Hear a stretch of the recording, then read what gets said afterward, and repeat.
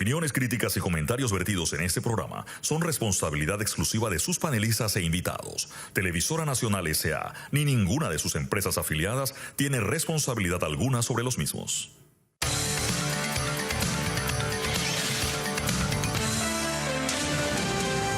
Mesa de Periodistas.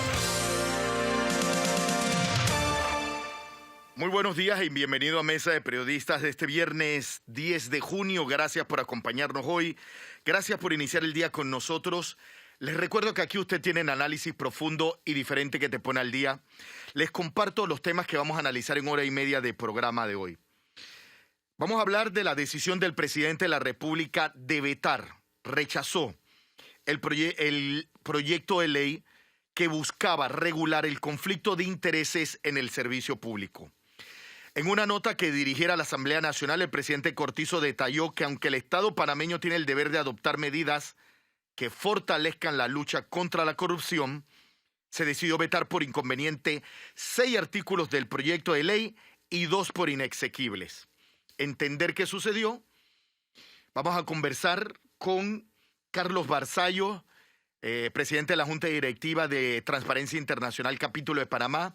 Entender por qué sucedió esto. Les recuerdo, ese es uno de los proyectos de ley que forman parte de un paquete que buscan la lucha contra la corrupción y que habían sido en su momento incluso promesas de campaña del presidente Cortizo. ¿Por qué tomó la decisión? Hoy vamos a analizar este tema. También vamos a hacer un balance de lo que ha sido la 9ª Cumbre de las Américas. Hoy cierra la cumbre, el encuentro de mandatarios regionales, duramente criticado ante las ausencias, ante la división que ha creado. Sin embargo, ayer el presidente de la República, Laurentino Cortizo, presentó su discurso ante los mandatarios de la región, resaltó la importancia de enfocar los esfuerzos en entender los problemas que provocan la migración, unir esfuerzos para combatir y atender la migración. Habló de la guerra en Ucrania, habló de la situación de pandemia y cómo esto está impactando la situación de todos los latinoamericanos. Vamos a hacer un balance de esta 9ª cumbre, cuáles son los resultados, sus enseñanzas y qué nos traemos a nuestras naciones, cómo pueden impactar a nuestras naciones este encuentro de presidentes. Y al final de Mesa de Periodistas dedicar algunos minutos para repasar algunos hechos que hacen noticia. Vamos a hablar de un informe que presentó ayer CNN en donde ubica a Panamá como la 3ª ciudad de América Latina más cara. ¿Es esto cierto? Para muchos sí. Vamos a hablar un poquito del tema y también vamos a hablar, el Tribunal Electoral ayer empezó, como parte de la aplicación del Plan General de Elecciones, ayer empezó un proceso de capacitación y de encuentros con medios de comunicación para dar a conocer los detalles del PLAGEL. Proceso muy interesante de más de 2 horas y que lleva varios días, porque incluso continúa hoy, en donde se va a estar reuniendo con medios de comunicación para los magistrados del Tribunal Electoral para dar explicaciones y resolver las interrogantes sobre los detalles del proceso de elecciones que culmina el próximo 5 de mayo del 2024, en donde se va a elegir al nuevo presidente de la República. Bien, presentados los temas, presento quienes me acompañan hoy. El doctor Jorge Eduardo Ritter. ¿Cómo está, doctor? Muy buen día. Muy buenos días para todos. Gracias, doctor. Y Nando Martínez. ¿Cómo está, Fernando? Buenos días. Saludos a todos. Bueno, entramos de lleno al primer tema. Ayer en horas de la tarde nos enterábamos, si han visto en los últimos días ha habido muy intenso el presidente de la República firmando los proyectos de ley que le mandó la Asamblea para sanción o veto, ¿no? Vimos, por ejemplo, que también se vetó el proyecto de ley que creaba 2 corregimientos en el sector este y que generaba toda una polémica alrededor del lago Bayano. Pero también nos enteramos de que vetó el proyecto de ley que buscaba regular el conflicto de intereses en el sector público. Este es parte de un proyecto, este es parte de todo un paquete de proyectos que buscaban crear las normas legales para combatir la corrupción, una enorme deuda que tienen los gobiernos con los ciudadanos. Aquí lo que se buscaba también era el presentar una declaración jurada que permitiera determinar si las personas que aspiraban y que formaban parte del gobierno, si tenían algún conflicto de intereses con el sector privado, con políticos, con sectores de poder. Pero bueno, el presidente de la República lo vetó. En la carta que le enviara a la Asamblea Nacional decía que pese a que hay un compromiso por combatir la corrupción, decidió vetar por inconveniente 6 artículos del proyecto de ley y 2 por inexequibles. ¿Qué va a pasar con esto? ¿Realmente se puede rescatar el proyecto de ley porque es necesario? Les comparto también el proponente de la ley, el diputado Gabriel Silva. Cuando se enteró, posteó un Twitter para expresar el siguiente concepto. Dice en su tweet, presidente acaba de vetar la ley que regula el conflicto de intereses en el sector público, dice Gabriel Silva. Ley indispensable para reducir la corrupción. Ley que el presidente se comprometió en campaña a impulsar. Pareciera que quedó en palabras el compromiso para luchar contra la corrupción. Es parte de las reacciones del diputado Gabriel Silva, proponente de esta ley. El presidente también posteó un tuit, decía, hoy firmamos Reto Transparencia 2019, una iniciativa de transparencia internacional cuyo propósito es fortalecer nuestra democracia. En el próximo gobierno pondremos fin al deterioro de todas las instituciones corruptas. Juntos haremos un buen gobierno.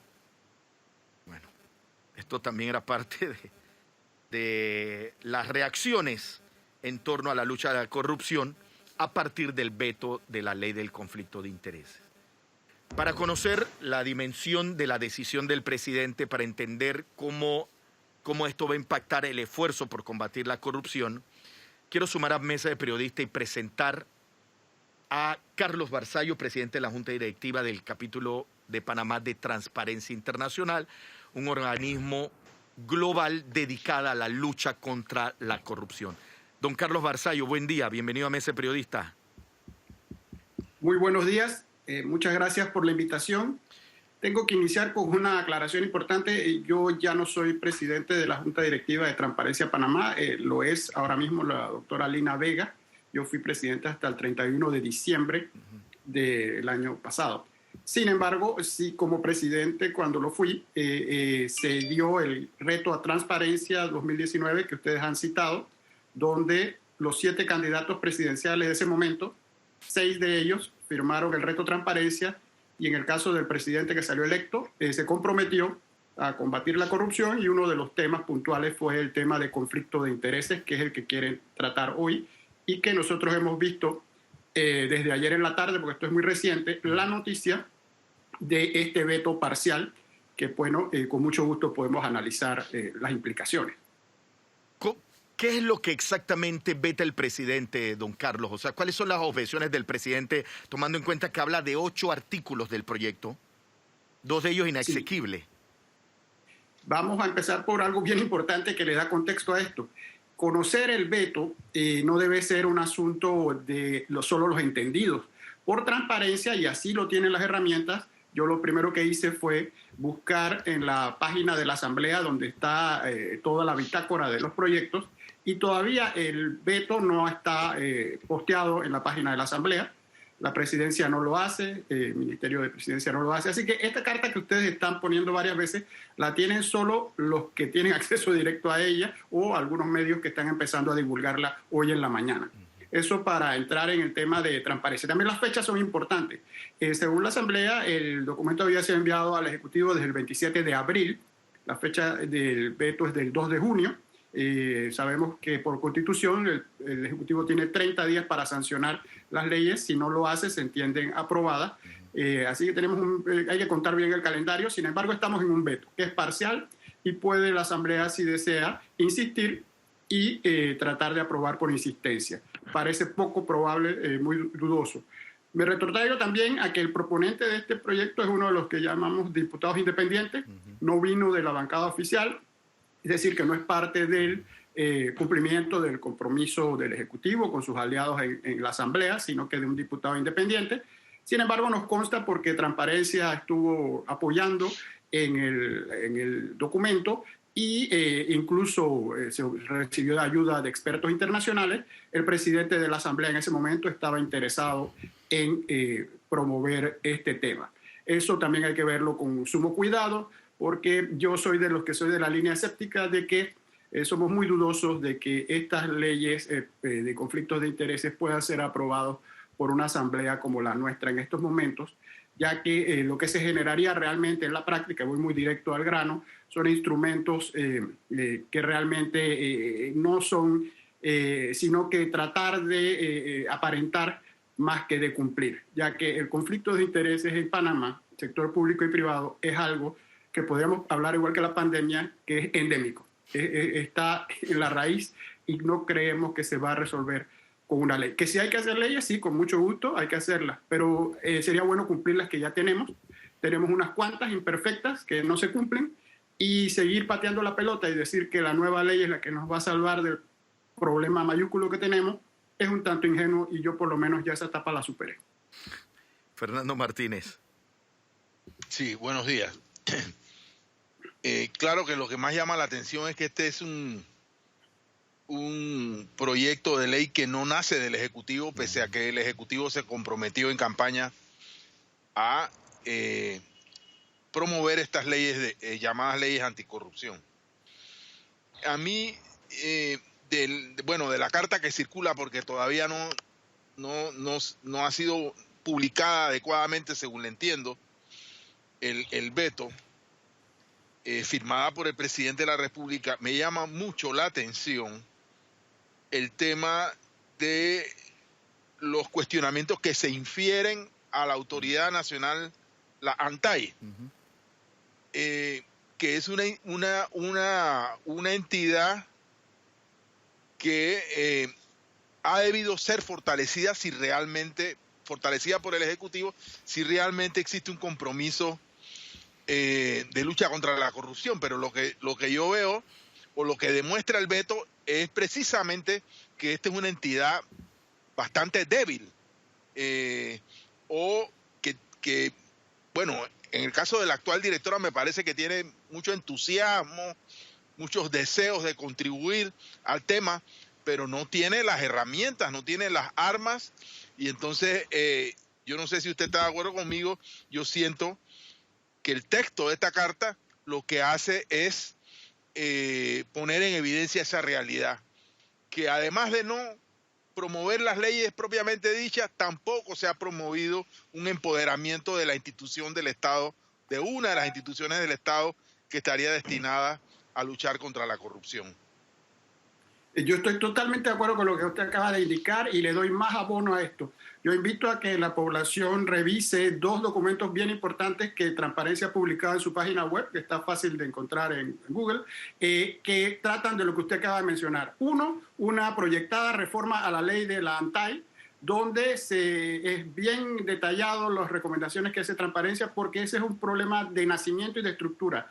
La ANTAI es débil porque su ley es débil, no personalicemos, eso poco tiene que ver con quien sea el jerarca de turno, todos son coyunturales. El problema es que la ley al cierto momento tiene pretensiones que no puede alcanzar y se trata de que haga cosas que no puede hacer y se la pasa el tiempo es dándole poderes para luego quitárselos. Ahora está en el ojo de la tormenta con el tema de protección de datos y las multas que ha impuesto, donde está un poco más agresiva.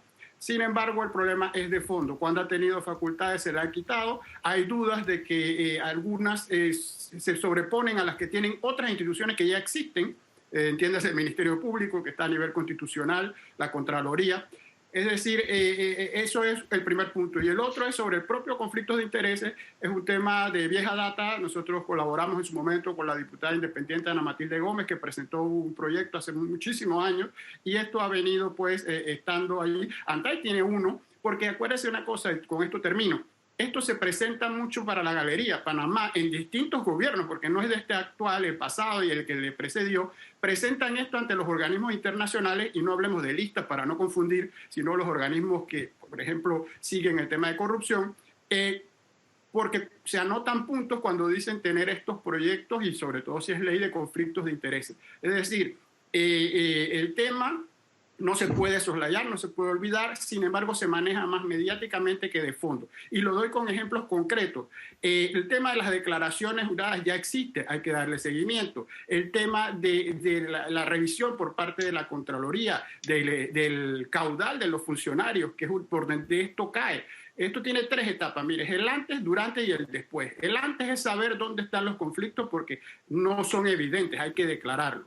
En este mundo un poco cínico, la gente declara lo que quiere y lo que no quiere no lo declara. Pero luego los hechos hacen ver si usted dijo o no dijo toda la verdad. Es a través del despilfarro. Funcionarios que tienen mucho más de lo que puede darle su sueldo. Tienen que explicar cómo es eso. Pero eso requiere una activa supervisión que hoy no la vemos.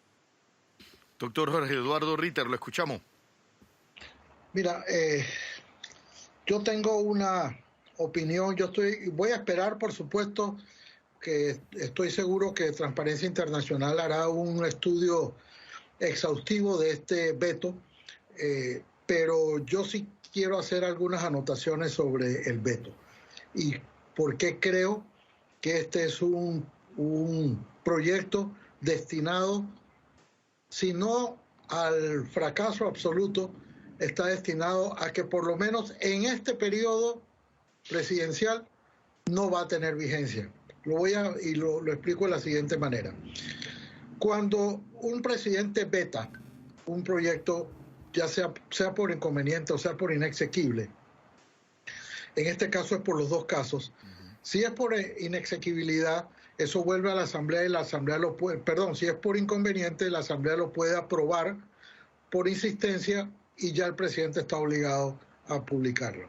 Si es por inexequible y la Asamblea insiste, entonces va para la Corte Suprema de Justicia, donde muy bien puede ser que esto no regrese más, al menos en el corto plazo. Cuando uno examina las razones que invoca el presidente para vetar este proyecto de ley, me parece que son en algunos casos risibles, en otros son un mero veto por un asunto semántico, gramatical, si se quiere, y otros, francamente, un afán de dilatar este proceso. En la primera categoría, en esas de que son un problema de carácter gramatical, en efecto, el proyecto de ley en un momento dice, habla de incompatibles, cuando un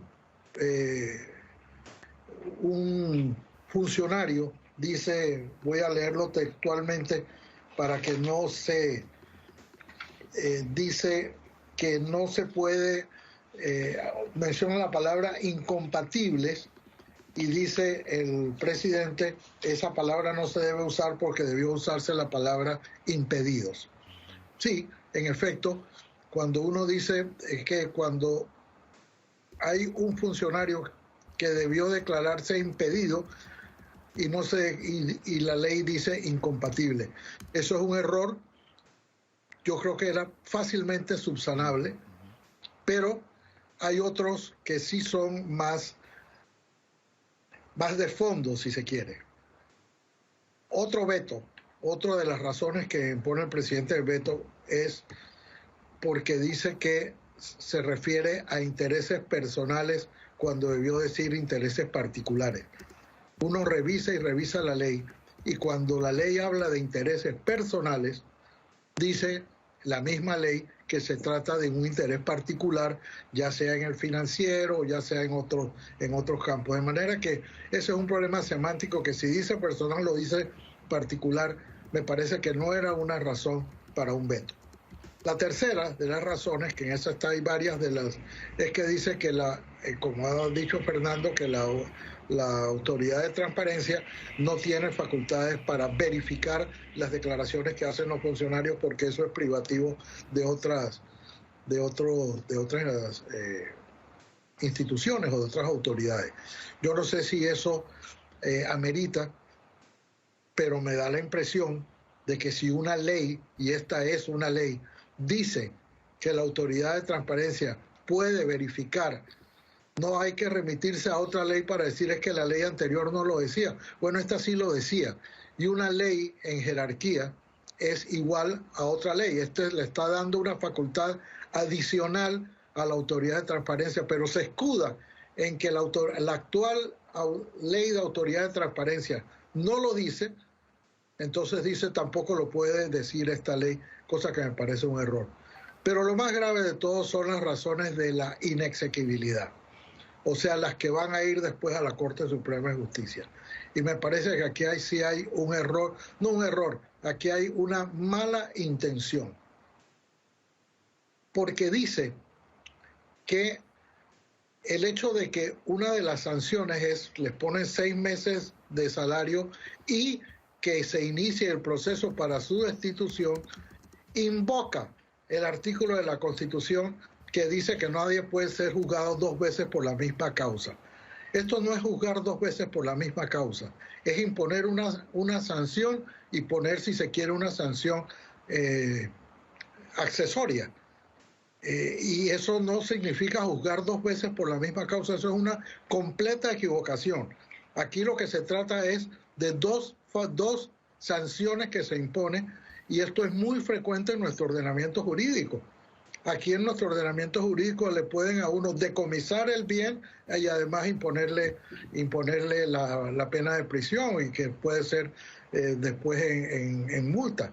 O sea, una cosa no significa, son 2 conceptos distintos, juzgar 2 veces por la misma causa a imponer 2 sanciones.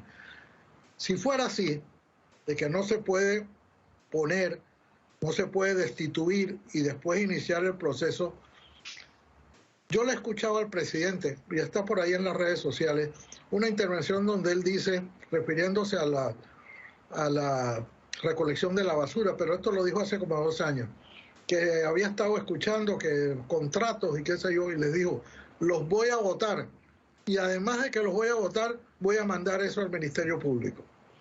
Significa que él estaría violando la Constitución porque estaría juzgando 2 veces la misma causa.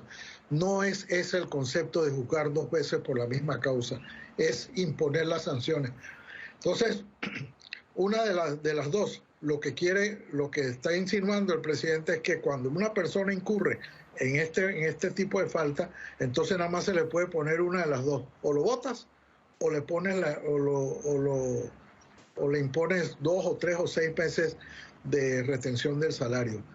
A mí me parece que esto fue hecho a la ligera, fue hecho rápido porque querían vetarlo de todas maneras. Hay unas cosas que son perfectamente subsanables y que con una nota a la Asamblea, que no sé si eso equivale al veto, pero vamos a suponer que era el veto, corrijan estas 2 palabras, incompatible por impedido, y creo que era lo único que allí se servía, y si se quiere, esta ley intereses también... particulares por personales. Intereses particulares por personales. Y entonces, y ya con esto termino, Carlos, y me parece que eso hubiera sido un mecanismo más adecuado, en vez de mandar un veto de 6 artículos por inconvenientes y 2 por inexequibilidad, que condena este proyecto al olvido o al sueño de los justos. Perdona la extensión, Carlos. No, para nada. Yo quería intervenir porque yo le expliqué a Axel cuando me invitó que estaba un poco apurado por el tiempo porque tengo un compromiso, pero me ha gustado mucho y quiero hacer las siguientes acotaciones que espero ayuden. En la manera en que el doctor Ritter lo ha llevado, pues el análisis desgranado punto por punto es indispensable y hay que hacerlo. Pero, y siempre el maldito pero, hay al mismo tiempo, lamentablemente uno cuando lo escucha se da cuenta de cómo caemos inevitablemente, insisto, porque hay que hacerlo, en la trampa de entrar en el detalle y en la minucia indispensable y nos olvidamos del gran contexto del fondo. Mire, no lo tenemos porque no lo queremos. Ya empecé diciendo que lo tenga que presentar un diputado independiente y no el gobierno es un problema. ¿Por qué? Porque en ese proyecto tendría que haber estado sentado la ANTAI y los asesores de presidencia, y todos estos temas se podían discutir en el día 1 y no en el día 31. Ese es un ejemplo de voluntad y de querer. No ver que esto es como mover la carreta, aparentar que se quiere y luego vetar. Esto es ganar tiempo. Y ni hablar cuando esto vaya a la corte y discutamos todavía más fondo. Si no se quiere, no se hace. Lo otro es que insisto mucho, porque los que ya tenemos algún rato en esto, debemos recordarlo. Todos estos temas se trataron en su gran mayoría y están documentados en idas y venidas de documentos donde se han discutido todas estas palabras más, palabras menos. Y la mejor es que hay el mito de que hay que tratar este tema de conflicto de interés, que insisto que es sumamente importante y siempre será bueno, pero no es que es indispensable. Se da la impresión de que sin esto no se puede hacer algo. Y sí se puede hacer. Usamos palabras semánticas. Nosotros ya tenemos la figura del tráfico de influencias, que es el día a día de Panamá. El tráfico de influencias es un delito. Y no estamos hablando de que hay que crear conflictos de intereses, sino tratar lo poco que ya tenemos y probarlo si funciona o no. Eso es fundamental, porque si no, no podemos pasar en estas ideas de avanzada que realmente no lo son. Nuevamente, es voluntad. Y si usted firma un reto, que no solo se firmó con firma normal, sino que se puso la mano en rojo, están las fotos por ahí, y prometió. Claro que usted no prometió un cheque en blanco, eso yo lo entiendo. Cuando dijo voy a hacer una ley de conflicto de intereses, no es cualquier ley. Y esto se nota que lo hizo una asesoría legal de presidencia donde busca cualquier fórmula para encontrar lo que quiera encontrar. A grandes niveles lo que se necesitaba es voluntad. Cuando las cabezas se reúnen en un solo salón y dicen queremos esto, esto se logra. Lo que pasa es que esto no lo tenemos, no hay esa voluntad. Y es pedir peras al olmo, no la puede haber, porque sería cuchillo al cuello de los propios interesados. Por eso algunos somos extremadamente escépticos, incluso de dar, como lo dio Transparencia, ayuda con comentarios que obtuvo de mejores prácticas del extranjero y trajo todo lo que había que traer a la mesa, pero si no se quiere, no, se encontrará siempre excusas para no poder. Nando. Yo coincido, sí. Yo creo que se quiere mandar el mensaje de que sí estamos, de que sí como país estamos haciendo la tarea, pero en la realidad todo este ir y venir de esta ley configura una especie de tramoya, una especie de engaño. Y yo te la mando así, tú me la devuelves así, y al final nos la pasamos en eso, y al final no hay ninguna ley. Y no nos circunscribamos solamente a la ley de conflicto de intereses, la famosa ley de extinción de dominio, que creo que se puede mejorar. Ya nada más falta que el Papa Francisco la pida, porque todo el mundo la ha pedido. Y de verdad queremos, el licenciado Barzallo dijo galería, queremos hacer una galería, yo digo que una pasarela. Queremos hacer la pasarela de que estamos haciendo la tarea, pero no la estamos haciendo en realidad. Es un campo minado. Sí, aporto, perdona, Nando, aporto eso hacer. Se hizo hace poquito en una reunión que tuvimos con organismos internacionales de la OEA que estaba analizando el tema de corrupción, y está disponible al público en las redes gracias a la transparencia, donde se mencionaba como punto a favor que había este tipo de iniciativas de conflicto, porque cuando hay que presentarle a otros países y a colegas, esto suena muy bien, pero los otros países y colegas también saben que decir que se tiene un proyecto, decir que se tiene una ley, ya dejó de ser suficiente. Lo que se mide hoy en día es la efectividad y eficiencia de lo que se tiene aprobado y en funciones. Y entonces ahí es donde está el divorcio, ahí es donde está el atraso panameño, que bien está señalando que no solo se da en este tema, se da en muchos, y es un modus operandi en el sentido de la eficiencia y eficacia de lo aprobado está en serias dudas, y eso no es política ni es de opinión, eso se mide con resultados concretos. 1, 2, 3 se suma. Si no hay resultados concretos, es que no son eficientes y eficaces, y hay que volver al tablero y hacerlo de nuevo. Pero ahora mismo estamos en este pantano de que un diputado independiente tiene que proponer, luego los demás a regañadientes aprueban, el Ejecutivo no apoya, y aquí nos vamos a quedar en estas idas y venidas, que si la palabra era con mayúscula o minúscula, y esto no le veo avance. Lamento tan temprano en la mañana ser pesimista, pero es una dosis de realismo para saber a qué nos enfrentamos. Y disculpen nuevamente, yo me tengo que reiterar, y así se lo había dicho cuando me invitaron. Gracias, y gracias Carlos, por la invitación, porque siempre me gusta aportar. Gracias. Muchas gracias, Carlos. Fernando, sí, triste definitivamente el hecho de que es evidente la poca voluntad de resolver estos problemas, ¿no?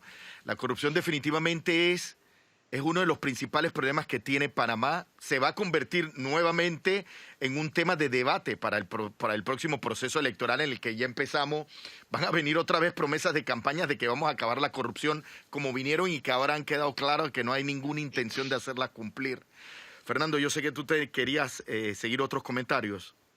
Sí, no, yo no, para nada, yo quiero decir que me había anticipado, pero cuando yo leí el proyecto de ley de conflicto de intereses, y cuando vi que pasó la asamblea, me hice la pregunta, qué raro. Sí.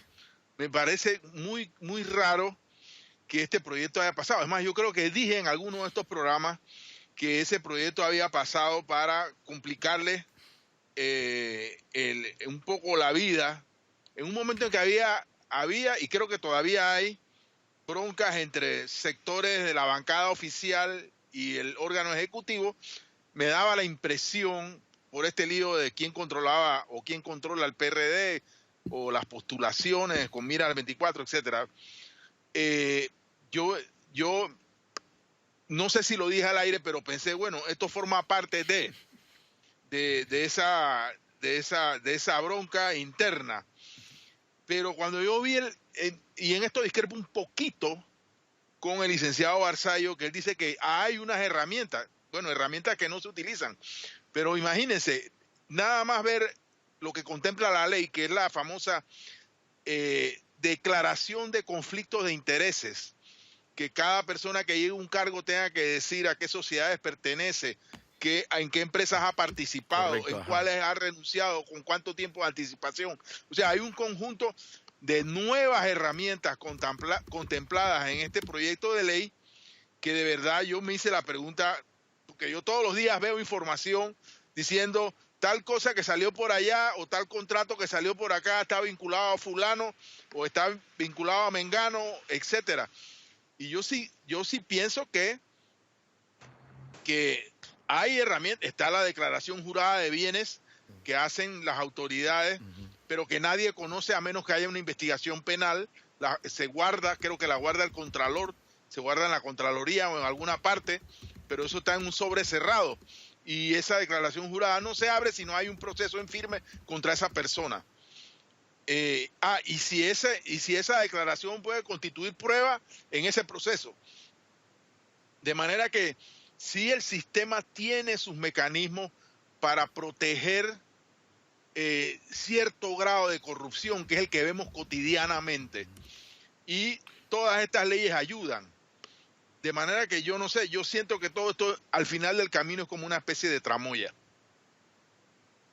Sí, ¿qué va a pasar con las otras leyes? Extinción de dominio. O sea, yo creo que el mensaje, la dosis de poco optimismo que nos habla Carlos, creo que es necesario escucharlo, porque recuerden que hay otras leyes que buscaban combatir la corrupción que están en la Asamblea. Me acuerdo de extinción de dominio, la reforma al reglamento interno de la Asamblea Nacional.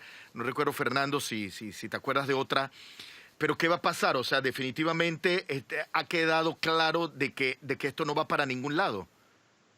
Para ningún lado van estos proyectos de ley. Y una vez más, ¿qué es la ANTAI? Realmente la ANTAI es la entidad que nosotros necesitamos para garantizar transparencia y castigar este tipo de cosas. Creo que aquí hay un serio cuestionamiento a la capacidad que tiene la ANTAI de generar una gestión pública diferente, transparente, honesta. Doctor Ritter, lo escucho.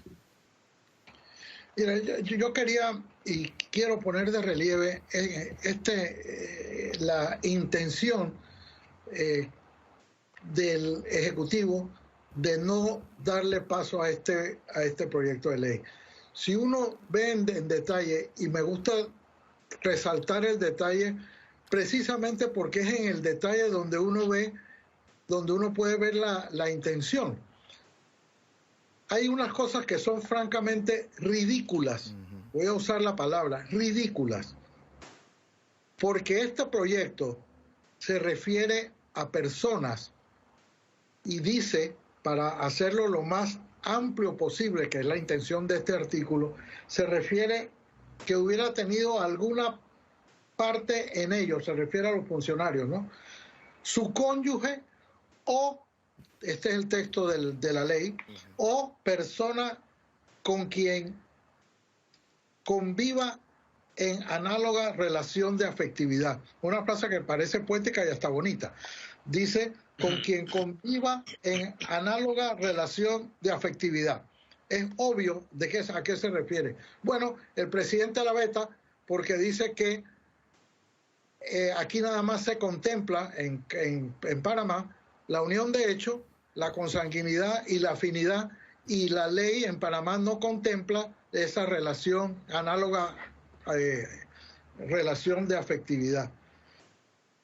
Pues aparte de la relación conyugal, de afinidad, de consanguinidad y de la unión de hecho, esta es una expresión que cobija todo eso.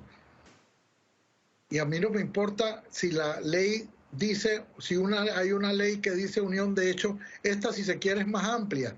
Dice, también se amplía, se hace a aquellas personas con una análoga relación de afectividad. Eso es mucho más amplio, por supuesto, pero es que esa era la intención de la ley. Y resulta ser que eso ahora queda vetado porque no dice unión de hecho conyugal, consanguíneo o consanguinidad o afinidad. Estos pequeños detalles, y a mí yo no soy amigo de entrar en esto en profundidad en estos programas porque las personas se pierden en lo semántico o se pierden en las disquisiciones jurídicas, pero es que esto es para poner de relieve nada más que por una expresión puramente semántica de cómo define él, hasta dónde se extiende el conflicto de intereses, y se habla de que mantenga una relación análoga de afectividad. Me parece que es una expresión lo suficientemente amplia, pero eso fue el otro objeto de un veto por parte del presidente. Eso, si se quiere, vamos a suponer, bueno, aférrense a una de las expresiones que ya usa la ley.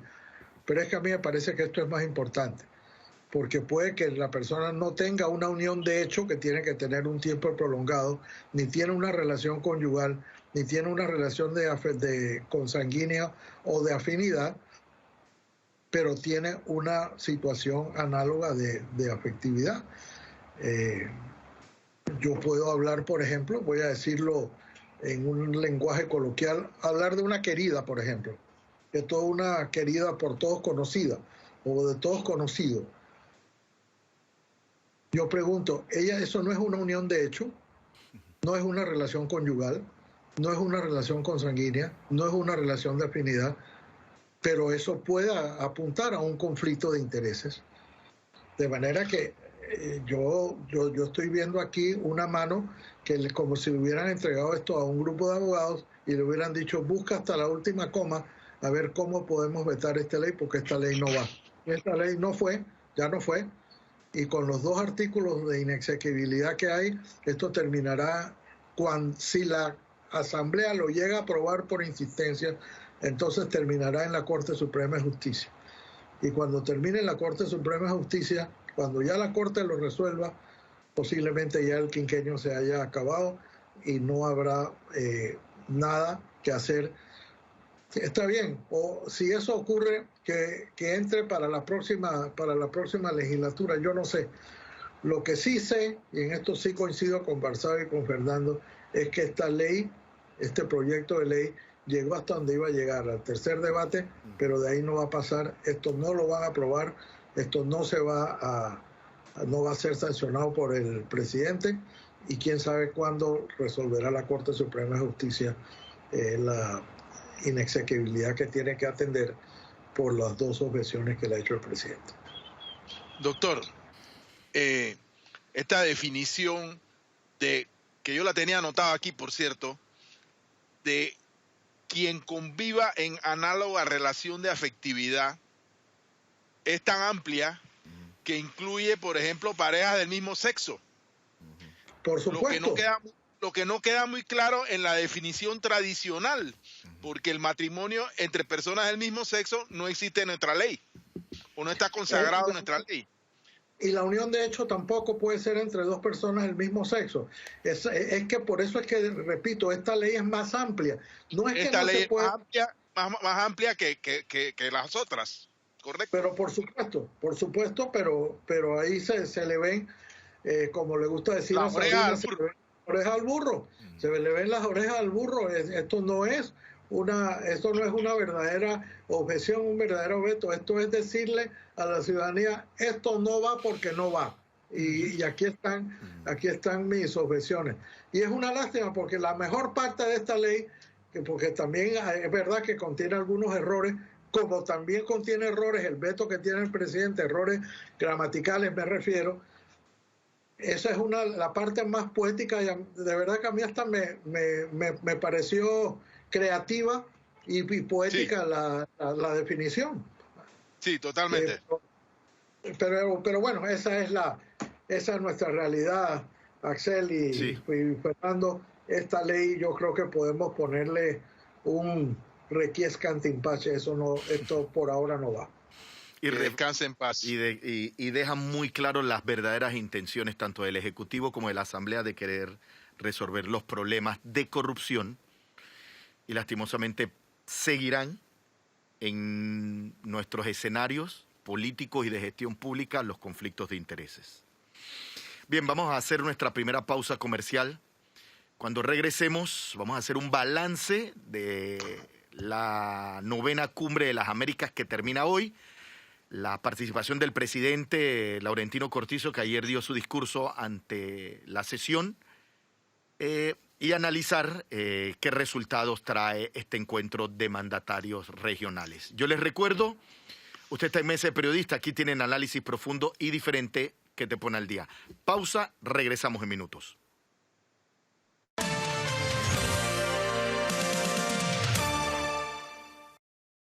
TV Max viene repartiendo palo parejo con el béisbol mayor. Esta noche, Herrera, Colón, a las 7 de la noche. Viernes de cuadrangulares. El béisbol mayor lo disfrutas junto al mejor equipo por TV Max. Tus ganas, tu sudor, esa energía para probar que lo puedes todo. Por ti, por tus hijos. Ese esfuerzo para estar saludable. Ese poder para proteger a todos. Ese minuto más. Ese kilómetro más. Hidrátalo con Deporade, porque tu esfuerzo vale. ¿No sabes qué hacer con las botellas de vidrio? No las botes, mejor recíclalas. Haciendo esto evitarás la extracción de materia prima de la naturaleza para la confección de nuevas botellas, al no producir más propicias el ahorro energético, lo que a su vez reduce el CO2, mitigando el cambio climático. Si quieres seguir viviendo en este planeta, no lo botes, mejor recicla en las estaciones de reciclaje que tenemos todos los meses para la recolección de tus desechos. En el mes del ambiente, no lo botes, mejor recicla. La vida lo marcó para siempre. Todo sucedió de pronto, pero terminé entrando al infierno. El destino le dará otra oportunidad. Su hija tiene unas fotos. Si esas fotos llegan a la policía en vez de a mí, su hija va a morir. De hacer justicia. O yo estoy cerca de usted, o los hombres armados. Y conocer el amor. Me enamoré de usted, señorita. No te pierdas la historia del guardaespaldas, que se transformará en el primer héroe turco de la televisión. La verdad. Pronto por TVN. De lunes a viernes en Somos la Cele. Mantente informado con toda la actualidad del mundo del deporte. Importante resaltar lo que pasa en nuestra liga. Junto al mejor equipo de deportes, Ricky Casa, Salva Saldaña y el gran Julio Chevelú. Somos la Cele. De lunes a viernes a la 1 de la tarde por TV Max. Este sábado, en Se Prendió el Rancho, celebramos el Día del Locutor. Óyeme, pero qué bien. Te traemos los detalles del primer interprovincial de trovadores. No se engañe, carajo. Y que lo diga la gente, este público presente, porque el rancho se prendió. Se Prendió el Rancho, este sábado a las 8, por TV Max, con Freddy Velázquez. Este domingo 12 de junio, te invitamos al Campeonato Nacional de Aceleración. Desde las 9 de la mañana, en el Aeródromo de Chame. No faltes. El Yankee Stadium abre sus puertas para recibir a otro de sus temidos rivales de división. Este martes, ¿habrá fiesta de bombazos en el Bronx o los pitchers vendrán dominantes? Rays de Tampa chocan frente a los Yankees de Nueva York a las 6 de la tarde. El mejor béisbol del planeta, la Gran Carpa. Lo disfrutas con el mejor equipo por TV Max.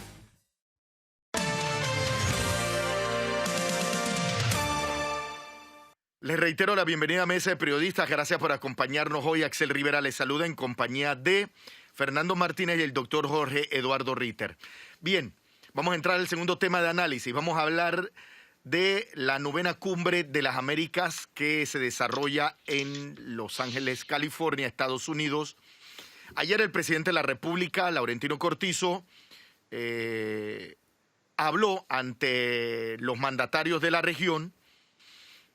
Definitivamente el escenario para hablar del tema migratorio. El presidente dijo que hay que enfocar esfuerzos para resolver los problemas como pobreza y desigualdad que están provocando la migración, que está impactando a todos los países por donde que recorren estos migrantes en condiciones donde el propio presidente dijo hasta pierden la vida en busca de llegar a los Estados Unidos. Para poner en contexto y para iniciar el análisis, vamos a escuchar parte de las declaraciones del presidente Cortizo ante la 9ª Cumbre de las Américas. En lo que a Panamá concierne, podemos contribuir con nuestras capacidades logísticas, que incluyen la mejor conectividad marítima, aérea y digital de la región, el Canal de Panamá y sus 180 rutas marítimas que sirven a 1.920 puertos en 170 países. Nuestros recursos y valores estratégicos están a disposición de los países del continente. Líderes de América, que esta cumbre en Los Ángeles sirva para profundizar los lazos regionales, pasar a las acciones concretas y responder a los enormes desafíos compartidos con una sola voz. Bien, parte de las palabras que diera el presidente de la República durante su discurso en la cumbre que termina hoy clausura. Quiero escuchar al doctor Jorge Eduardo Ritter. Doctor, ¿qué le ha parecido esta cumbre de las Américas? Empezó muy deslucida, por cierto, ¿no? ¿Cómo terminó? Empezó y continuó y siguió y terminó. Y terminó deslucida. Deslucida. Cuando uno oye los discursos, por ejemplo, el discurso del presidente de Argentina, es un discurso enjundioso, donde buena parte del discurso es recriminando las ausencias. Y tiene una frase tremenda que dice: el hecho de ser anfitrión no le da derecho a dar las... la frase es: el hecho de ser anfitrión no es el que te autoriza el derecho de admisión. Como diciendo, está bien que es en los Estados Unidos, pero tú no eres el que vas a decir siempre, o no es el país que anfitriona el que decide quién va y quién no va. Eso me pareció una frase muy importante, y el presidente de Chile igualmente hizo la recriminación de que no había, que los invitados, los países que no fueron invitados. Pero yo quiero destacar lo siguiente. Un asunto puntual en esta cumbre fue la migración ilegal. Incluso el presidente se refiere allí. ¿Dónde se origina y cuál es el embudo en la migración ilegal? Es uno, porque se origina gran parte de ella en el Triángulo Norte de Centroamérica, es decir, Guatemala, El Salvador y Honduras, y al final termina en el embudo que es México. Bueno, ni El Salvador, ni Honduras, ni Guatemala, ni México estuvieron presentes en la cumbre. Entonces uno se pregunta si ese era el tema, uno de los temas puntuales, ¿qué pasó? Alguien no hizo su tarea previa. Y yo en esto creo más bien que la responsabilidad aquí es de Estados Unidos, que no consideró, que no hizo la gestión, sino a última hora, que mandó a un senador, a un ex senador, a Chris Dodd, a Brasil, para casi implorarle a Jair Bolsonaro que fuera, porque ahí sí hubiera sido el fracaso rotundo si los dos países más grandes de América no asisten. Bolsonaro fue, pero exigió que a cambio tener una reunión bilateral con Biden, y Biden se la concedió. Volvimos a ver las contradicciones de estas tremendas de los Estados Unidos, que dicen no invito a Venezuela, pero llama el presidente Biden a Guaidó a decirle que él lo reconoce como presidente. Entonces, si lo reconoce como presidente, ¿por qué no lo invitaste a la cumbre? Sino que dice, por un lado, no invito a Venezuela, pero reconozco a Guaidó como el legítimo gobernante. Esas son contradicciones que han deslucido por completo esta cumbre. Para los medios norteamericanos, cuando se refieren a la cumbre pueden revisar, todos dicen la cumbre de las Américas con notables ausencias, y continúa. Y el otro que le pone que constituyó un embarrassment, la palabra, un bochorno, una pena para el presidente de los Estados Unidos, esta cumbre que él le había puesto tanto énfasis como para catapultar de nuevo su relación con los países latinoamericanos, y fue cediendo ante las presiones en los estados clave en las elecciones que vienen en noviembre, como es la Florida, y le dio entonces le hizo la concesión de poder decir, hice una cumbre de las Américas, pero no invité a los que son a Venezuela, a Nicaragua, a Cuba, y terminó siendo esto más bien parte de una estrategia electoral de los Estados Unidos y no la cumbre que todos esperábamos que pudiera producirse.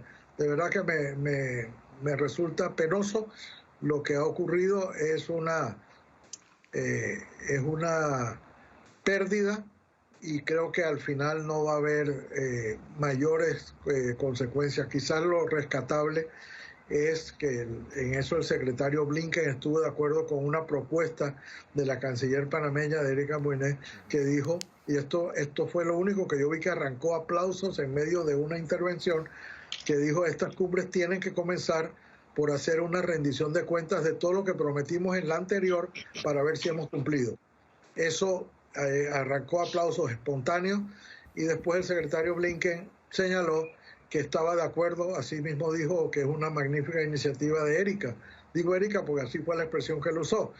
Entonces, luego el presidente en su intervención dijo que esa es la parte, los lugares comunes, que ya es tiempo de pasar de las palabras a la acción y demás.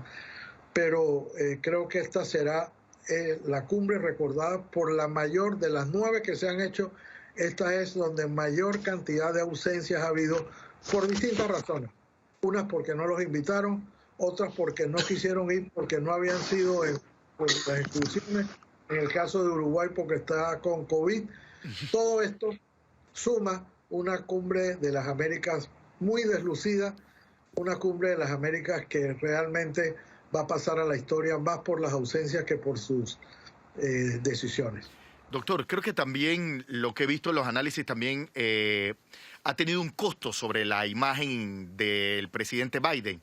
Hay quienes han dicho que la cumbre ha sido un fracaso porque la gestión de Biden o su figura como liderazgo también va en rumbo a un fracaso. ¿Usted coincide con eso? Totalmente, y es que ahora mismo él tiene la encuesta que vi de ayer, tiene la aceptación más baja de un presidente a estas alturas de su mandato, es decir, al año y medio de su mandato, está en una aprobación del 39%. Los presidentes tienen tener un bajón para esta época, y por eso es que en las elecciones intermedias, que en este caso son en este noviembre, siempre hay una pérdida grande de escaños por parte del partido en el gobierno. A estas alturas, el presidente Trump, a estas alturas de su mandato, tenía un 45 o 46, 45 punto algo % de aprobación. El presidente Biden está en 39. Es el grado de aceptación más bajo que se conoce en estas mediciones. De manera que este fue un esfuerzo, en mi opinión fallido, pero resultará fallido, creo, de presentarse ante el electorado de los países con una fuerte migración latina, de decir: yo excluí a estos países, a Cuba, a Nicaragua, a Venezuela, pero no sé si eso les será suficiente para remontar los números tan bajos que ya tiene, y sobre todo en esos mismos estados. Fernando, ¿qué piensas tú? Igual, intento fallido, fracaso deslucido. Totalmente. Para usar una frase de un analista del diario La Jornada, no se podía organizar esta cumbre tratando de mantener contentos al cártel de Miami. O sea, o ganar los favores de la influencia política de este sector de la política norteamericana que está concentrado en Miami, y organizar la cumbre al mismo tiempo. Ya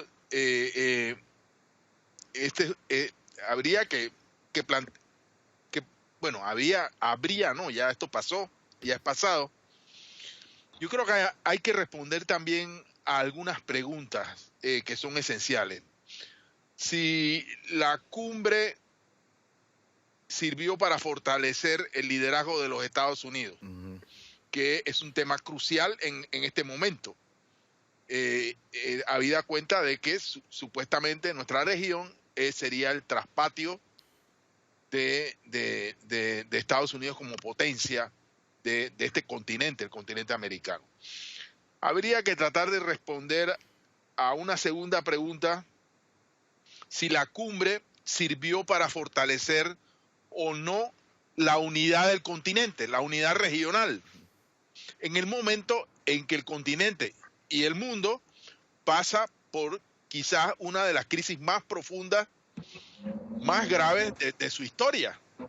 Es decir, nadie discute el calado de la crisis que por cierto, o sea, que es una crisis que viene de antes de la pandemia, que se agrava con la pandemia y que ahora se está agravando con la pospandemia y todas las consecuencias de una guerra que está ocurriendo allá en Ucrania. Entonces, discutir uno de los temas que aqueja a la región, que es el tema de la migración, pues la migración es solo una expresión de esa crisis. Y Estados Unidos tiene que, si quiere ejercer un liderazgo y si quiere que exista unidad, tiene que cambiar su narrativa frente a la crisis.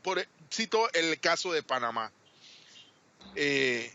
Estados Unidos no puede decir que ayuda a la región, que ayuda a los países que lo ayudan a Estados Unidos a contener la migración o hacerla más humana, por decirlo de alguna forma, y al mismo tiempo mandar a la ruina a todo el sector agropecuario de nuestro país, con lo que eso representa, porque hay lo que el mismo presidente Nito Cortizo ha dicho, que es una relación desproporcionadamente favorable a Estados Unidos en términos comerciales. O sea, esas narrativas no son compatibles y Estados Unidos tiene que dar el paso adelante, ¿no? Y decirle a Nito, cuya posición es la de ser aliado de Estados Unidos: hey, tu alianza te va a representar un beneficio para aliviar la crisis que tú tienes internamente. Si no, entonces, ¿para qué son las relaciones entre países? Me pregunto yo. Y mi tercera y última pregunta que habría que hacer con respecto a este tema, al tema de la cumbre, es si llegó la hora de replantear el papel de la OEA, de la Organización de Estados Americanos, porque para bien o para mal, nuestro continente necesita un espacio de diálogo.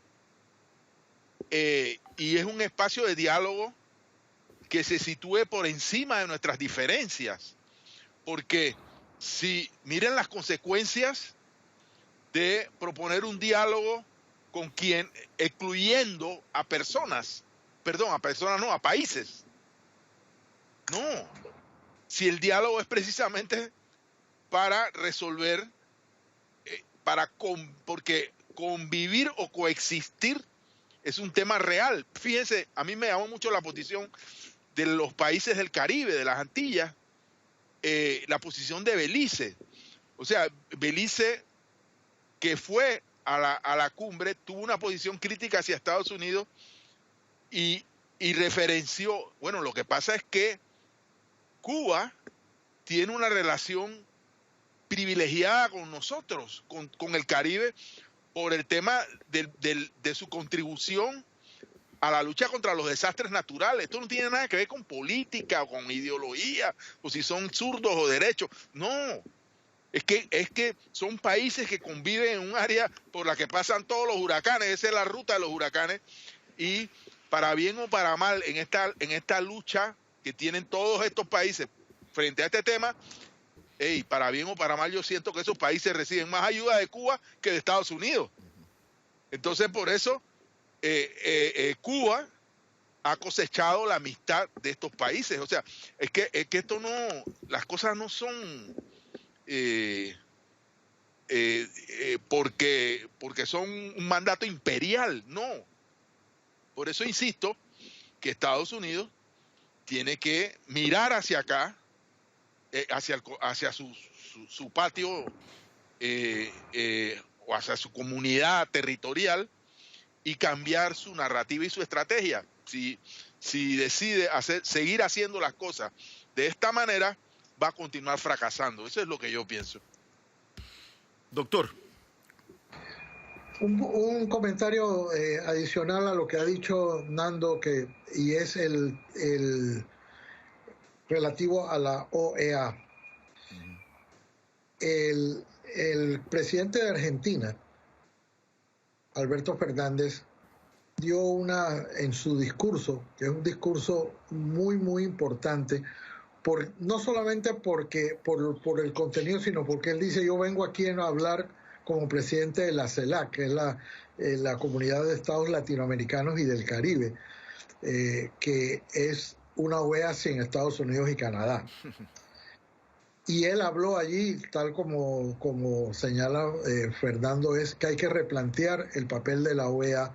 Es más, él plantea una cambio absoluto y dice, comenzando por los que hoy la dirigen, que era una manera de decirle al secretario general, que también fue objeto de una interrupción en su discurso, de gente que protestó y que le recriminó el papel que ha tenido. Entonces la OEA, en efecto, ha perdido toda su capacidad de conciliar, toda su capacidad de manejar un diálogo interamericano, para convertirse en una especie de recriminador de aquellas recriminaciones o eco de las recriminaciones de los Estados Unidos. Pero lo que le pasó en esta cumbre fue que esto fue organizado por la OEA. De hecho, en los logos está el Cumbre de las Américas, Organización de Estados Americanos, pero Organización de Estados Americanos con los Estados Unidos. De manera que en la OEA se sienta un representante de Juan Guaidó de Venezuela. Pero en esta los países dijeron, nosotros con esto no hay cumbre. Entonces, porque este tipo no es presidente de nada. Entonces, ahí América Latina y los Estados Unidos, en realidad los dos, sí tiene que hacerse un diálogo, pero el diálogo comienza sin exclusiones. Por eso es que la cumbre de Panamá fue tan importante. Por eso es que aquí se hablaba de un resurgimiento, de un nuevo amanecer de la relación interamericana, porque por primera vez en casi 60 años se hacía un diálogo interamericano con todos los actores presentes. Y vemos, esto fue en el 2015, creo, o el 2016. Vemos que 7 años después se hace una cumbre donde hubo, creo que 22 jefes de Estado, lo cual significa que había 13 que no fueron, pues son 35 o 34. Entonces, veamos la manera como se ha deteriorado el diálogo americano. Si de una cumbre donde tuvimos en Panamá 34 jefes de Estado, ahora bajamos a 22. Entonces, es hora, y yo por eso quiero insistir en que el discurso del presidente de Argentina es un discurso para hacernos pensar que la relación de Estados Unidos con América Latina y la relación de América Latina con América Latina tiene que replantearse, y que la OEA, tal como está hoy, no es el foro adecuado para ello. Bueno, hoy termina la cumbre. El presidente de la República, según la agenda presentada durante toda la semana, debe regresar mañana a Panamá.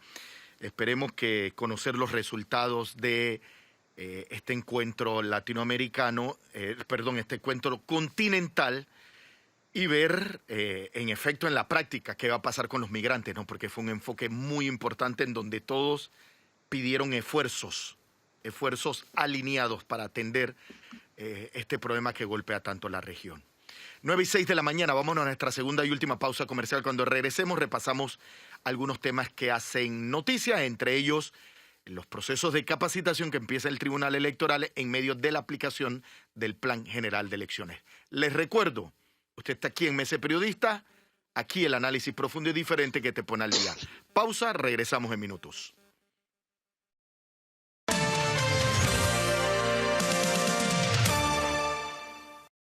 TV Max viene repartiendo palo parejo con el béisbol mayor.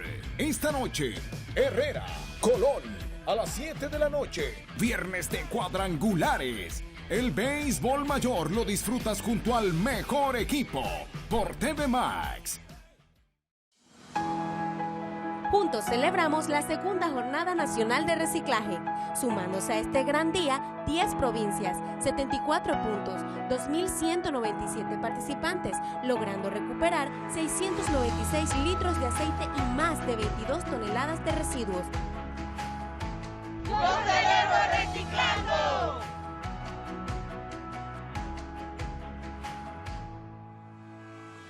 Porque ayudamos a los que ayudan. Gente TVN Media, haciendo la diferencia.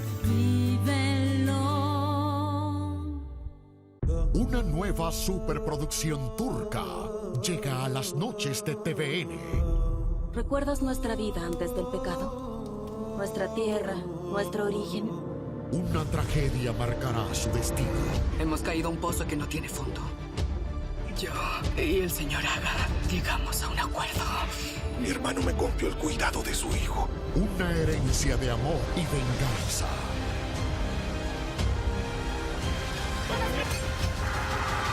Ciudad Cruel. Muy pronto por TVN.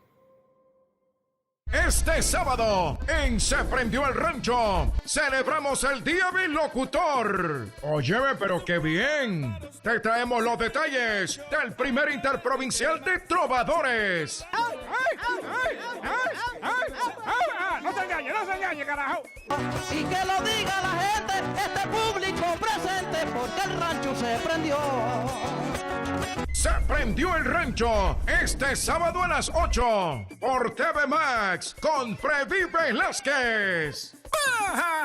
De lunes a viernes en Somos la Cele. Mantente informado con toda la actualidad del mundo del deporte. Importante resaltar lo que pasa en nuestra liga. Junto al mejor equipo de deportes, Ricky Casa, Salva Saldaña y el gran Julio Chevelú. Somos la Cele. De lunes a viernes a la 1 de la tarde por TV Max. Un destino exótico espera. La pasión está cada vez más cerca. Qatar 2022 está en camino. La euforia es inminente. En TV Max desde el 21 de noviembre 2022.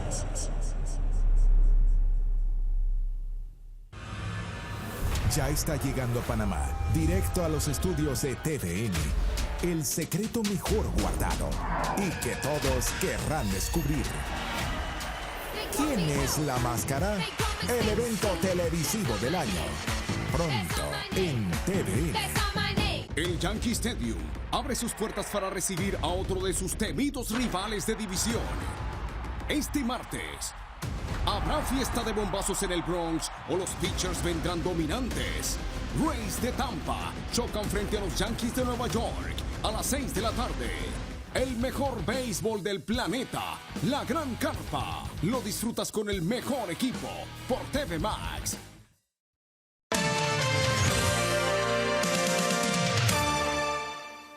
Recta final de Mesa de Periodistas. Vamos a repasar algunos temas que hacen noticia.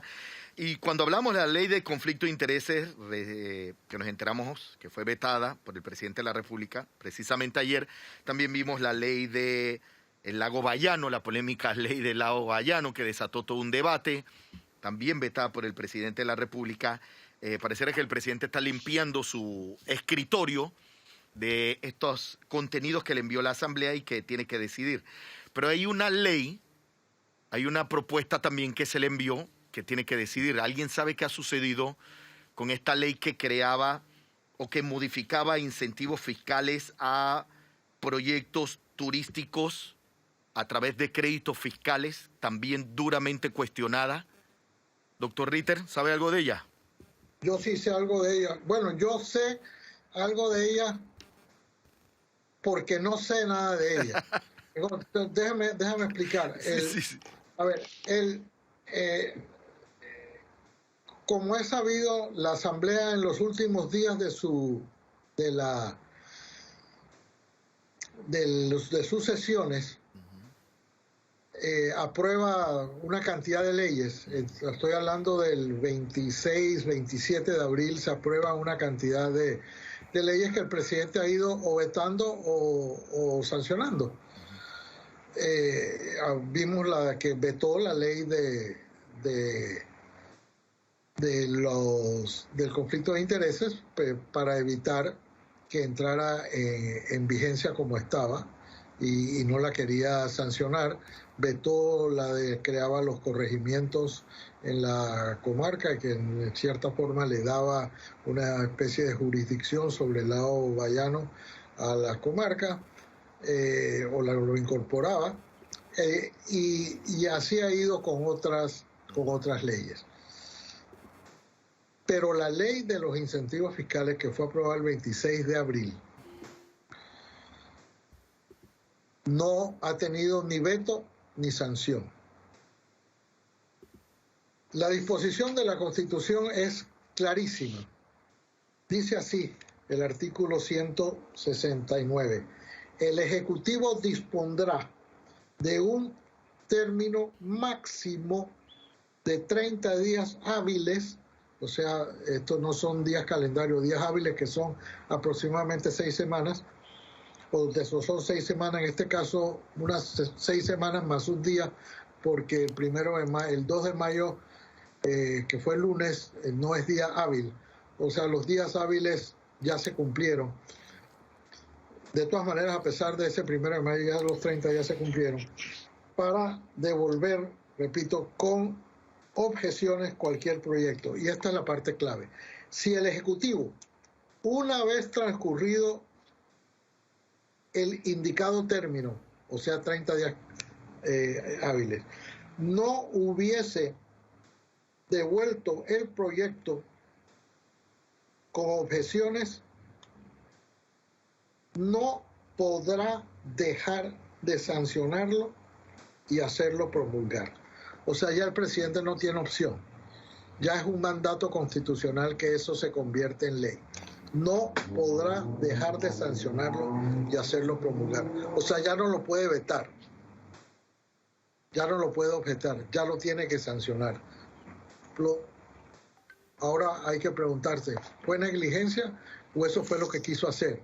Decir, hombre, ya la Constitución no me da opción, 30 días, pasaron los 30 días, obligado por la Constitución, lo sanciono y lo promulgo. Esta es una manera de... Nando decía hace un rato que quería quedar bien con América Latina y con el cartel de Miami. Esto es también quedar bien con Dios y con el diablo. No lo sancioné porque la Cámara de Comercio y una serie de organizaciones habían pedido que no sancionara la ley. No la sancioné, tampoco la objeté, así es que por mandato de la Constitución va a quedar vigente. Y me imagino que con eso se creerá que quedó bien con todos. En mi opinión, quedó mal con todos, porque no quedó bien porque no la objetó y no quedó bien porque tampoco la hizo suya. Sencillamente fue una especie de Poncio Pilato, yo me lavo las manos, pasan los 30 días, aquí entra en vigor el artículo de la Constitución que dice que ya no tengo más remedio, así es que en cumplimiento de la Constitución lo promulgo.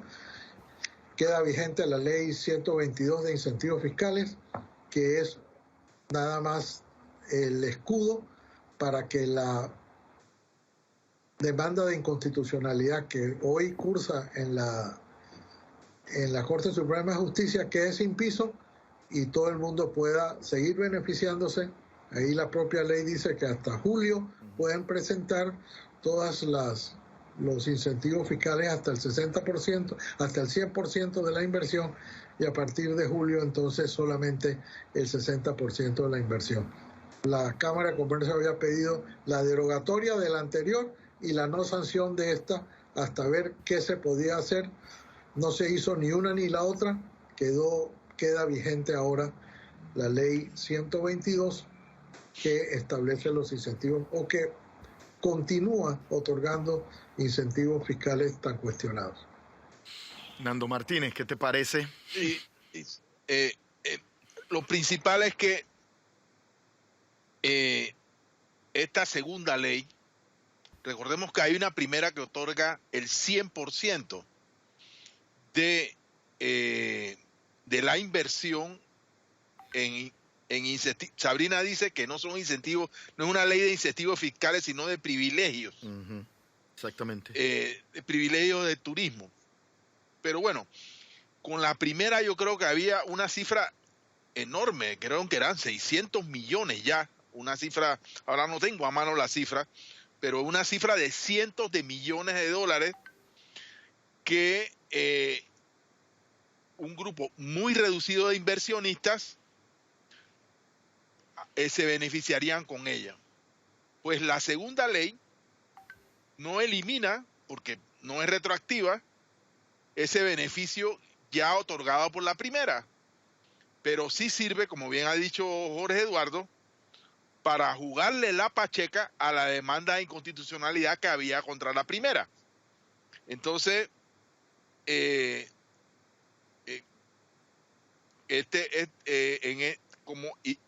el único cambio que introduce la segunda, a la cual ahora se dirá que el presidente está obligada a promulgarla, porque se le pasó el término, como ha explicado Jorge.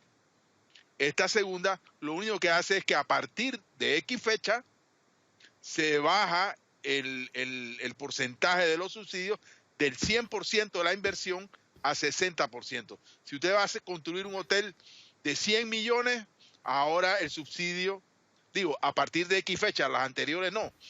A partir de ahora, usted va a recibir 60 millones de subsidio y no 100. Eso es lo que ha cambiado con este tema. Me parece de verdad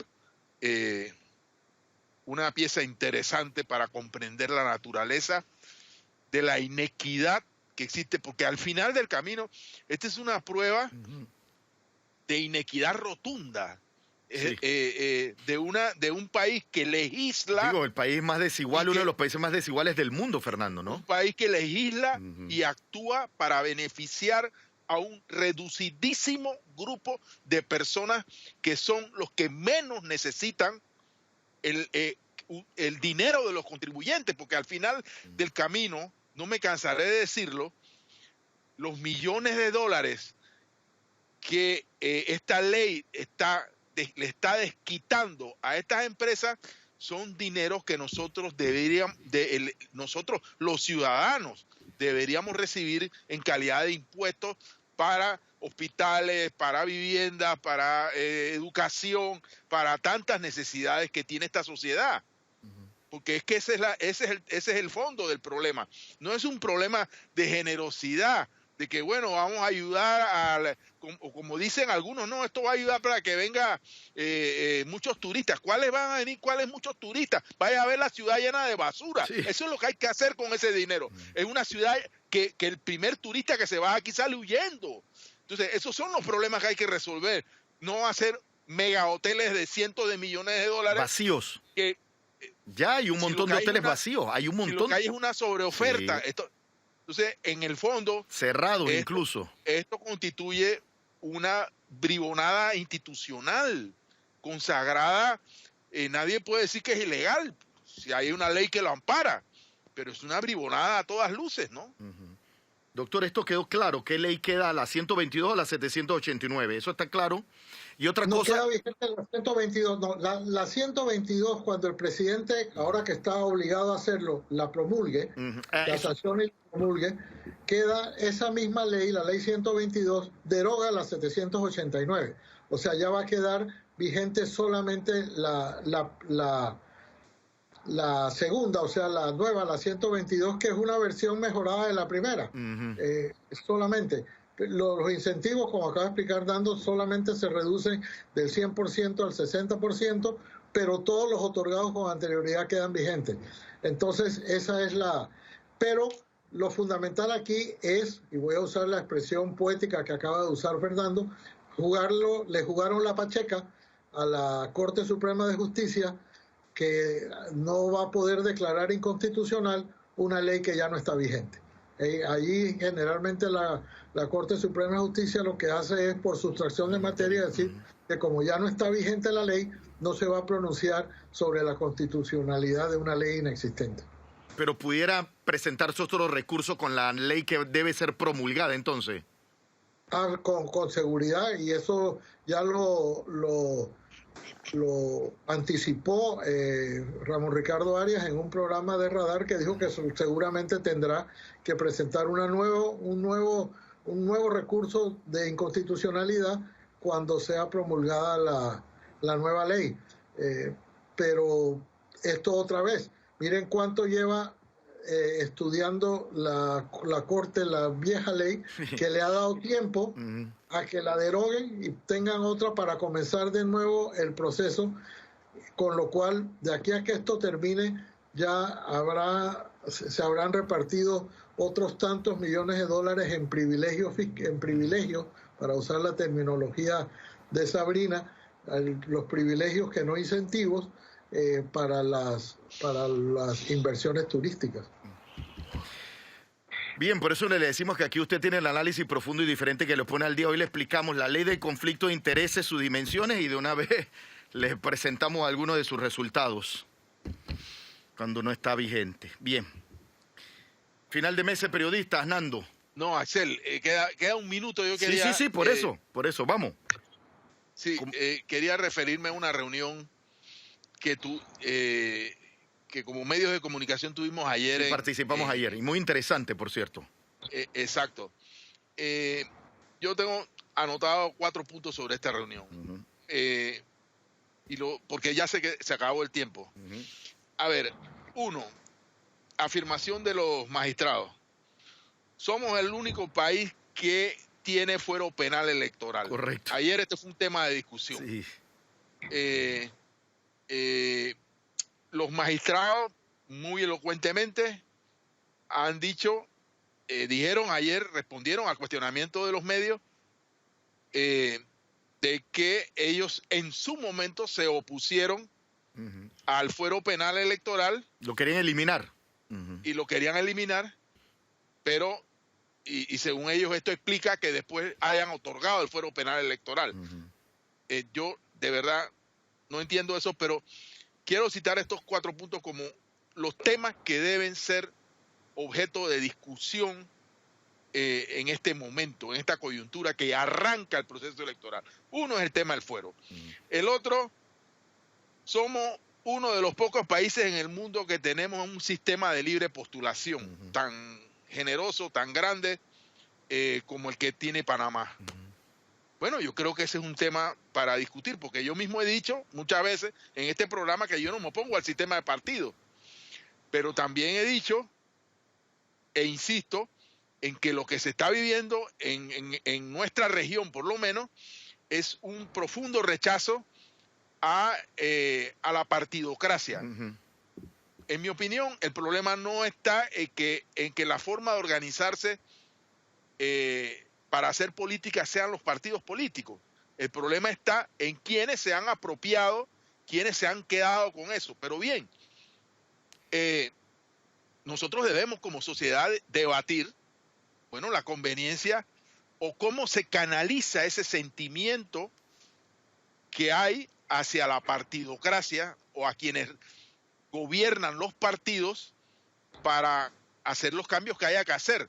Si esos cambios son transitar o migrar a un sistema que yo no sé si es viable, por cierto, eso sería parte del debate, en el cual, yo he escuchado a algunas personas decirlo, la mayoría de quienes integran el órgano legislativo no provengan de partidos, sino que sean lo que aquí llamamos independientes o candidatos de libre postulación. Yo no sé si eso es viable, pero yo insisto en que es un tema que debemos aprovechar que esto está sobre la mesa para discutir, porque es un tema que tiene que ver con el futuro de la sociedad. Y para eso son estas coyunturas, para debatir sobre este tema. Y lo otro, que el tercer tema, es que escuché a los diputados decir, bueno... A los magistrados. A los magistrados, reiterar, los diputados es una terrible equivocación, un lapsus terrible. Escuché a los magistrados decir que al final del camino en la Comisión Nacional de Reforma se discuten proyectos, se avanza, se elaboran, se incluyen normas que corrigen problemas de nuestro sistema, pero al final... La Asamblea hace lo que sea. La Asamblea hace lo que hace. Sí. Las adecua a sus intereses, no realmente hace lo Exacto. que sea, las adecua a sus intereses.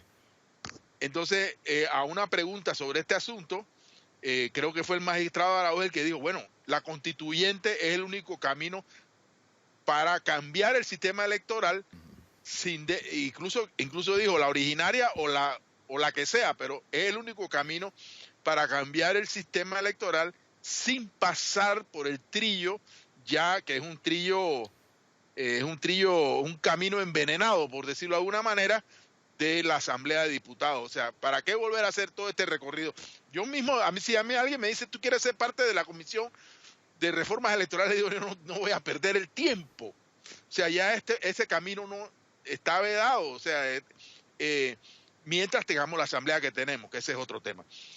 El cuarto punto que quería mencionar, no se me debe pasar, es lo sorprendente que para mí significó que el magistrado Valdés dijera que el gobierno no sabe qué va a hacer con Atlapa, con el centro de convenciones de Atlapa. Correcto.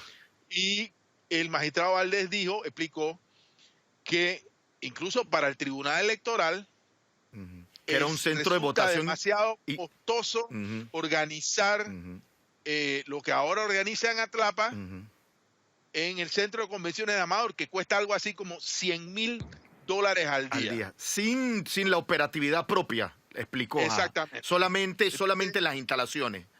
Entonces yo me puse a pensar lo que representa para este país. ¿O cuánto me va a costar a mí un libro si la feria del libro se organiza en un lugar que cuesta $100,000 al día? No voy a poder, me quedaré sin leer, por decir un ejemplo, o cuánto nos va a costar una artesanía y cuánto le va a costar al artesano. Si es decir, no, ¿por qué?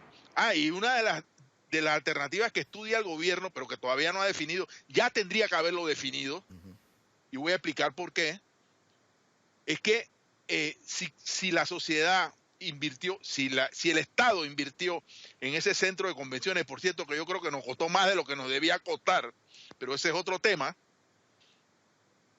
es estratégico preservar los espacios para la cultura popular.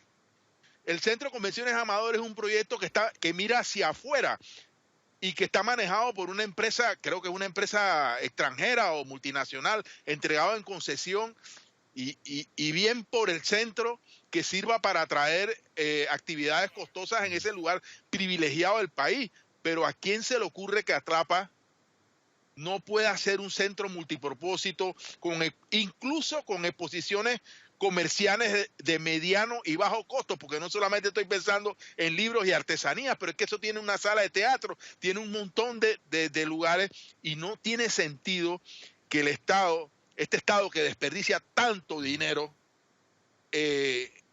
no disponga de una herramienta que para la cultura de este país sería tan importante. Al contrario, Atlapa debería convertirse en una actividad con actividades planificadas a lo largo del año, durante todo el año, y que permita seguir jugando un papel como el que históricamente ha jugado. Muy pobremente, porque no hay nadie detrás de esa estructura realmente. Nadie sabe de quién es Atlapa, quién administra eso.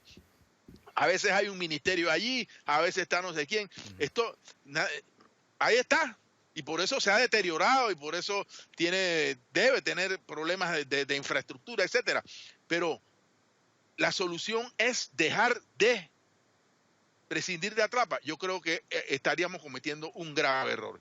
Estos 4 temas, el tema del fuero penal, el tema de la libre postulación, el tema de Atlapa y el tema de la constituyente, son temas para debatir en esta coyuntura. Bueno, ya tenemos 2 años para hacerlo, sí, y definitivamente Atlapa ha sido una figura importante, instalación importante en los procesos electorales. Las elecciones pasadas fue el centro de votación más grande.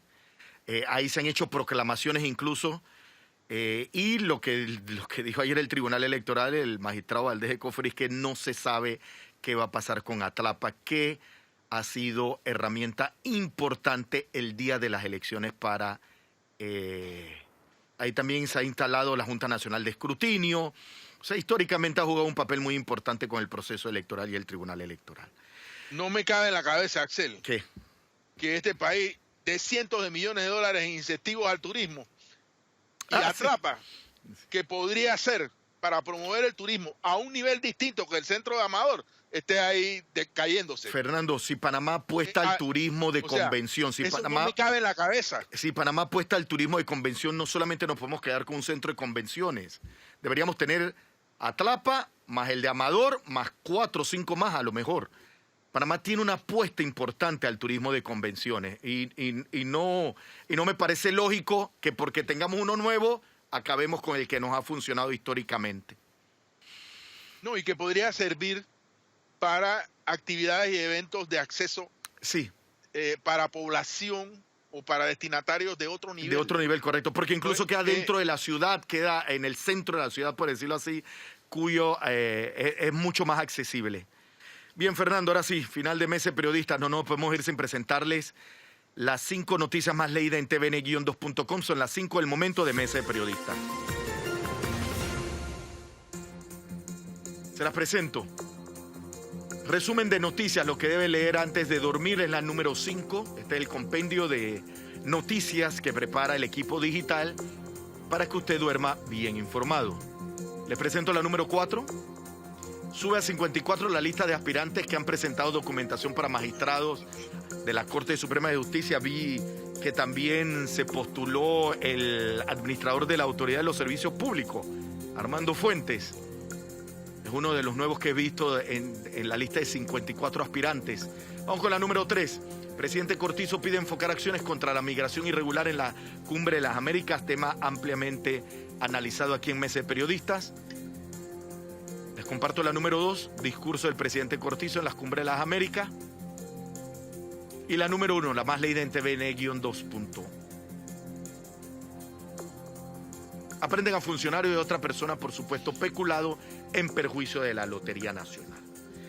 Bien, llegamos al final de Mesa de Periodistas de esta semana incluso. Gracias por acompañarnos hoy y gracias por acompañarnos toda esta semana. Los esperamos el lunes. Doctor Ritter, ¿está con nosotros? Buen fin de semana para todos. Gracias, doctor. Nos vemos el lunes. Fernando Martínez, nos vemos el lunes. Hasta el lunes.